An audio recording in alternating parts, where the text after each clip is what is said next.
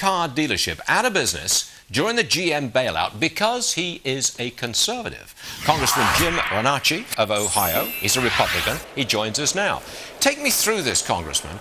Are you telling me that during the bailout, your car dealership was put out of business by the government because you're a conservative? Really?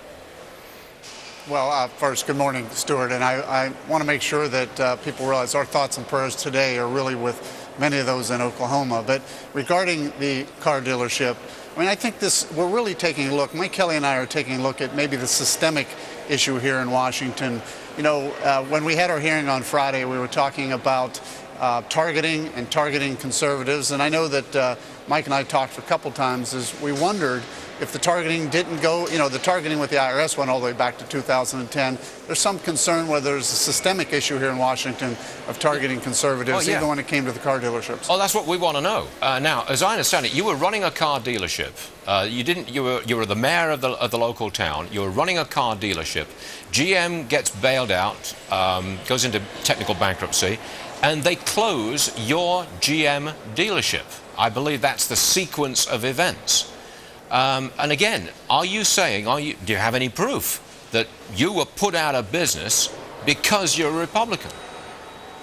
Well, one of the things I said back then was it was kind of a unique situation. I was actually helping General Motors, took one of the dealerships that was a troubled dealership, was turning it around, had a very good relationship with General Motors, and was really shocked the day that I received a letter that said all of a sudden I could not be part of the General Motors family going forward. Didn't really think of the targeting issue, just always felt that was one of the darkest days in American capitalism when that occurred to me. Now that I'm here in Congress, I wonder if there wasn't some targeting going on of conservatives.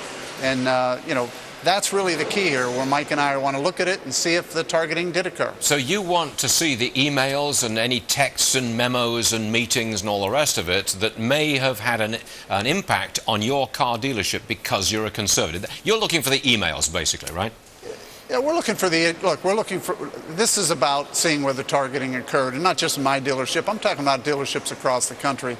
There were a lot of dealerships closed, close to 1,200 dealerships, I believe, General Motors dealerships, a lot of Chrysler dealerships. It would be interesting to see whether the systematic issue of targeting occurred back then in this area, along with the IRS and what they did when it came to conservative groups that were, you know, looking to form 501c3s. It is a very interesting question. Congressman Jim Renacci, thanks very much for joining us, sir. We appreciate it. Keep us up to date with your efforts, okay? We'd like to hear that. Thank you, Stuart. Yes, we will.